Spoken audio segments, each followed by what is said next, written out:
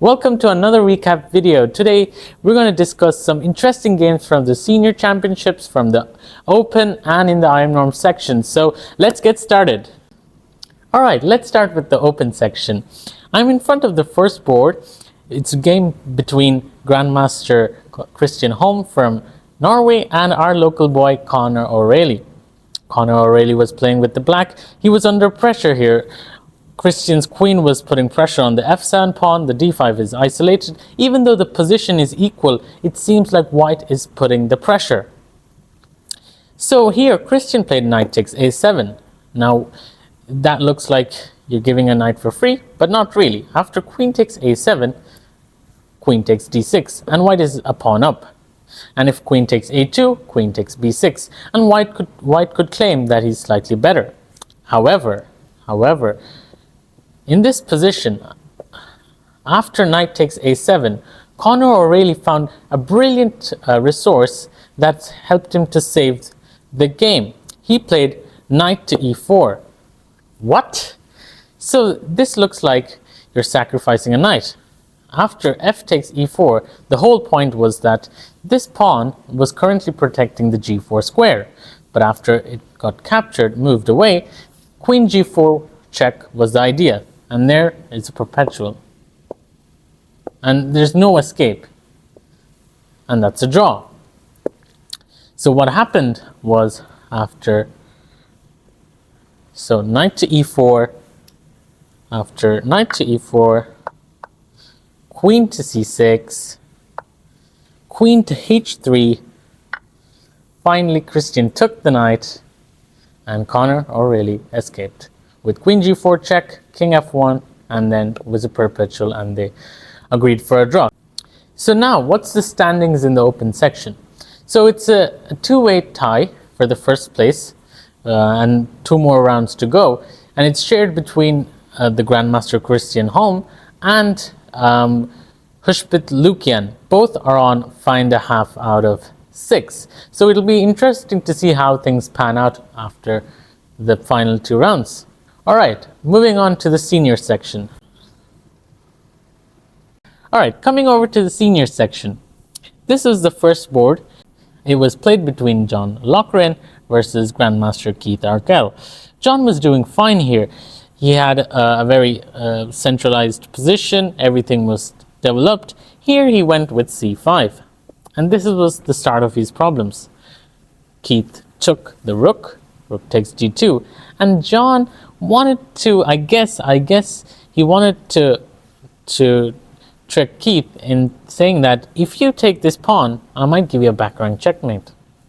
Here, he should have played after rook takes d2, rook takes d2, and he still would have had a fine position. But the problem with queen takes d2 is that it's not really threatening a back rank mate. Why?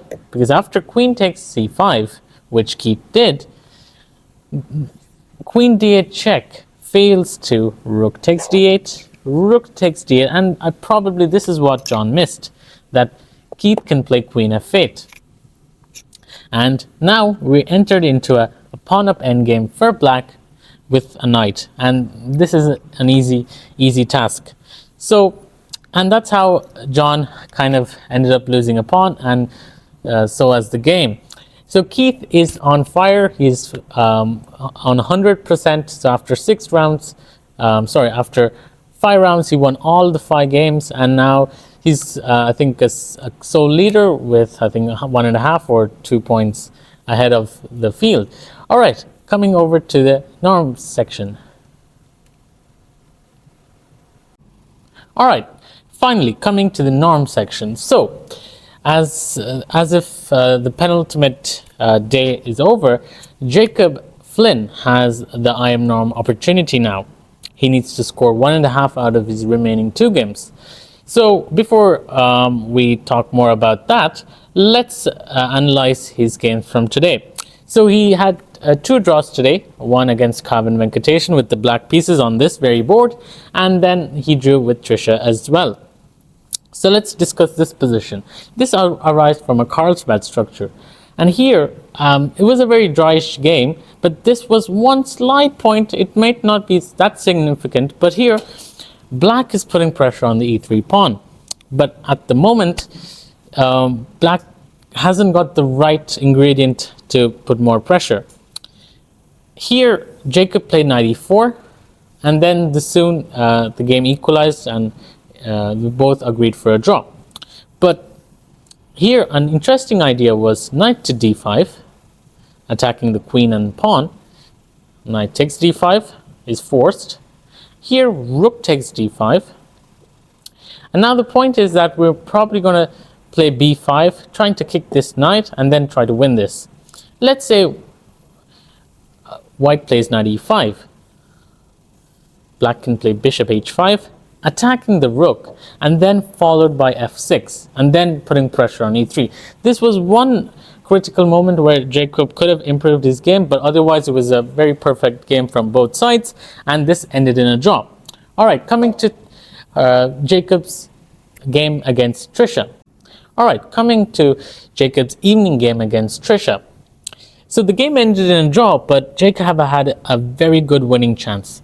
So as you can see here, this was the board they have played on. And now, here it's an equal position, the material is equal, it's opposite colors, so the drawing tendency could be high. However, Trisha has a very bad pawn structure, the doubled f-pawns, and the king is a bit weak, the active rook, active queen, and a passed pawn. So here Jacob is threatening rook d7. So Trisha played f6, protecting the d7 square, now as the rook is now looking over it, on it. And here Jacob played a very nice maneuver. He played bishop e8. Now he's kind of threatening to play bishop d7 or some rook d7s. Trisha waited with king h8, and this was the moment where Jacob had the best winning chance. The engine evaluates around plus 4.5. And the move here is bishop d7. And now you can see that the bishop cuts the coordination with the bishop, e6 pawn is hanging, and Trisha's position is collapsing. And this would have been a brilliant chance for Jacob, but unfortunately, I think due to time pressure, he played bishop h5 again, and Trisha now took the chance to kind of start her own with e5. And the game was very complicated, both sides. Mostly Jacob had his chances, but it eventually boiled out to an opposite colored drawn endgame. So now, with 2 rounds to go, Jacob needs a draw and a win to secure his first IM norm. He's paired against, in the morning tomorrow, Grandmaster Peter Newman from Czech Republic, and myself in the last round. We'll see how it goes. Now finally, let's go to my games. Alright, coming to my game now. So this was the position from my morning round game. I was playing against WFM from Vietnam, Nhung. This is a position which arises from the King's Indian attack. Now, d4 is a weakness, so as e5. The pawn was on h7. And now it looks like I have some control on the c file, but it's no use if this rook is there. Because for instance, if I make a move like queen takes d5, knight takes d5, even though I have the c file, it's really hard to make any progress. Or pardon me, maybe after rook takes d5, black can easily move her king, and then it's really hard to push.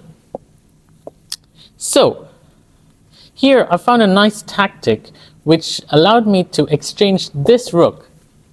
Guess how?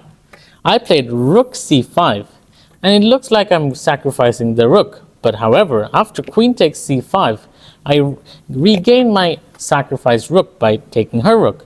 And now with this series of exchange, what I accomplished is that this b7 rook was a key defender for black's queenside pawns. But now it's no more.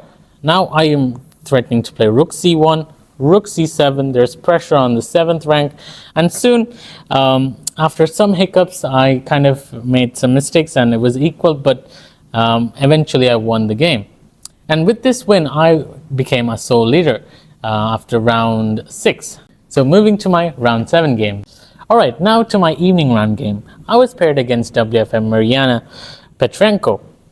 The game started with d4, she played d4, I replied with knight f6, knight f3, and here I decided to play b6, c4, bishop b7, g3, and if I would play e6, this would transpose to the mainstream theory of Queen's Indian defense.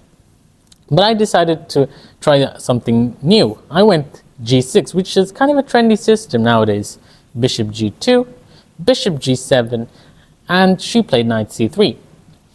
And I went knight e4, and here queen c2, knight takes c3, queen takes c3. And in this position, I played c5, and here white played a very natural move, but quickly ended up losing a pawn. She played e3.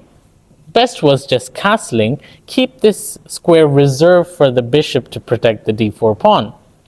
But after e3, I found a nice move, which is kind of unusual nowadays. Giving up my fianchetto bishop. Bishop takes f3, bishop takes f3, and knight c6. As you can see, there's now a lot of pressure on the d4 pawn, and I'm basically winning it. If white tries to destroy the defender, I create another attacker with the queen, and now this d4 pawn is hanging. There is no way to protect this.